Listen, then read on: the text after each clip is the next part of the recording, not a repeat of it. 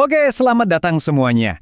Gini deh, pernah nggak sih kalian baca teks kuno, entah itu kitab suci atau tulisan-tulisan lama, terus ngerasa kayaknya ada sesuatu yang kelewat deh?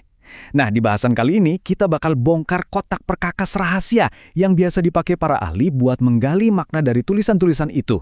Dan yang paling seru, kita akan ubah alat-alat canggih ini jadi sesuatu yang simple dan bisa kalian pakai sendiri.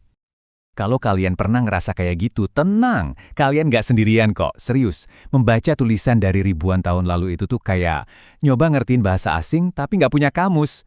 Ada jurang waktu, budaya, sama bahasa yang gede banget antara kita dan mereka. Nah, anggap aja sesi kita kali ini adalah kamus yang kalian butuhin itu. Nah, ini dia nih tantangan utamanya. Ada jurang pemisah yang lebar banget antara dunia si penulis kuno dengan dunia kita sekarang. Pertanyaannya jadi, gimana caranya kita bisa yakin kalau yang kita tangkep itu benar-benar pesan yang mereka maksud, dan bukan cuma asumsi kita aja? Untuk ngejembatanin jurang itu, coba deh bayangin diri kita ini kayak arkeolog. Teks kuno ini adalah situs penggalian kita. Dan namanya juga arkeolog sejati, kita kan nggak bisa asal gali kan? Kita butuh alat-alat yang pas buat mengangkat artefak makna ini dengan super hati-hati, biar nggak rusak. Nah, alat-alat inilah yang akan kita bahas tuntas. Oke, sebelum kita mulai menggali, setiap arkeolog yang jago itu pasti punya cetak biru kan? Mereka punya semacam aturan main biar penggaliannya berjalan benar. Nah, dalam dunia tafsir teks, cetak biru dan aturan main ini punya nama keren, hermeneutika. Gampangnya gini, hermeneutika itu kerangka kerja kita. Anggap aja kayak GPS yang mastiin kita nggak nyasar pas lagi menafsirkan. Tujuannya? Biar kita bisa menafsirkan secara bertanggung jawab, bukan asal tebak-tebak sesuka hati. Ini benar-benar fondasi dari semua yang bakal kita lakuin nanti. Jadi, apa aja nih aturan mainnya? Oke, yang pertama ada prinsip gramatikal. Ini artinya kita harus paham bahasanya persis seperti si penulis asli memahaminya. Kedua, prinsip historis. Di sini kita jadi kayak detektif sejarah. Kita harus ngerti apa sih yang lagi terjadi di dunia mereka waktu teks itu ditulis. Dan yang ketiga, prinsip sastra.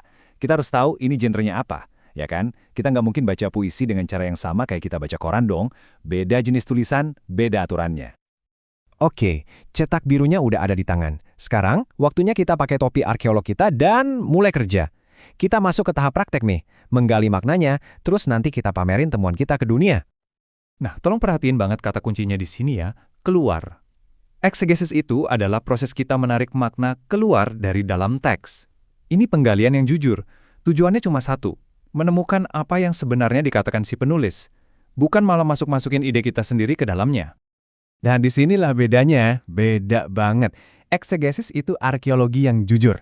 Nah, lawannya, eisegesis itu bayangin aja kita bawa peti harta karun kita sendiri ke situs penggalian, kita kubur di situ, terus kita pura-pura nemuin. Konyol kan? Jelas kita mau hindarin yang kayak gini.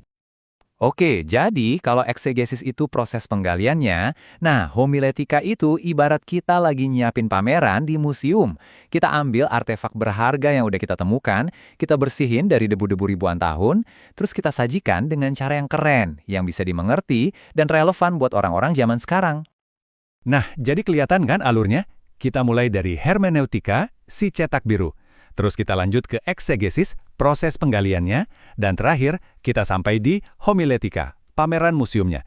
Jadi teori, lalu praktek, lalu aplikasi. Tiga-tiganya ini satu paket, nggak bisa dibisain. Sekarang, yuk kita tambahin dua alat canggih lagi ke kotak perkakas kita. Kalau alat-alat yang tadi itu ibarat sekop sama kuas kecil buat detail-detail, nah, yang dua ini lebih kayak drone. Fungsinya buat bantu kita lihat gambaran besarnya, pola-pola dan narasi gede yang terbentang di sepanjang teks. Alat pertama namanya tipologi. Anggap aja nih kayak kita nemuin foreshadowing atau petunjuk-petunjuk tersembunyi di film-film gitu loh. Jadi ini soal ngelihat gimana orang, peristiwa atau bahkan benda di perjanjian lama itu jadi semacam bayangan atau tipe yang menunjuk ke pengenapan yang jauh lebih besar di perjanjian baru, yang sering banget pusatnya itu ke pribadi Yesus. Dan kalau tipologi itu ngelihat ke belakang buat nemuin pola, alat kedua ini, eskatologi, justru ngelihatnya ke depan. Ini adalah studi tentang akhir ceritanya. Semua sejarah ini mau dibawa kemana sih? Apa tujuan akhirnya? Nah, eskatologi inilah yang coba ngejawab pertanyaan-pertanyaan super besar itu. Oke, teorinya cukup dulu deh. Sekarang, ayo kita lihat gimana semua alat ini bekerja di dunia nyata. Kita bakal ambil satu ayat yang kayaknya semua orang tahu ya. ayat paling pertama di Alkitab, Kejadian pasal 1 ayat 1. Dan kita akan bedah bareng-bareng. Nah, lihat deh gimana ini ngubah segalanya. Begitu kita pakai kacamata tipologi, ayat pada mulanya Allah menciptakan itu, jadi bukan cuma soal penciptaan fisik biasa. Tiba-tiba, penciptaan pertama itu jadi tipe atau bayangan dari ciptaan baru di dalam Kristus. Terus, firman yang diucapkan di awal itu menunjuk ke Yesus, sang firman itu sendiri. Bahkan, pemisahan terang dari gelap jadi gambaran penyelamatan dari kegelapan dosa. Wow kan? Satu ayat yang kelihatannya simpel, tiba-tiba punya lapisan makna yang dalam banget. Jadi, buat apa sih ini semua? Ngapain kita repot-repot pakai istilah aneh kayak hermeneutika atau eksegesis? Emangnya apa gunanya punya semua alat-alat ini? Nah, ini dia jawabannya. Semua perkakas ini mengubah kita dari pembaca yang pasif jadi penemu yang aktif. Intinya bukan soal maksa-maksain ide kita ke dalam teks, tapi justru soal punya kerendahan hati buat dengerin apa sih yang sebenarnya mau diomongin sama teks itu. Ini soal ngebiarin dunia kuno itu bicara dengan suaranya sendiri, bukan suara kita. Jadi, anggaplah ini sebuah undangan. Dengan alat-alat yang tepat di tangan, kalian bukan lagi cuma pembaca biasa. Kalian adalah seorang penjelajah, seorang arkeolog makna. Ingat, tujuannya bukan membaca ke dalam teks, tapi menarik makna keluar dari sana. Pertanyaannya sekarang buat kalian adalah, harta karun apa yang bakal kalian temukan?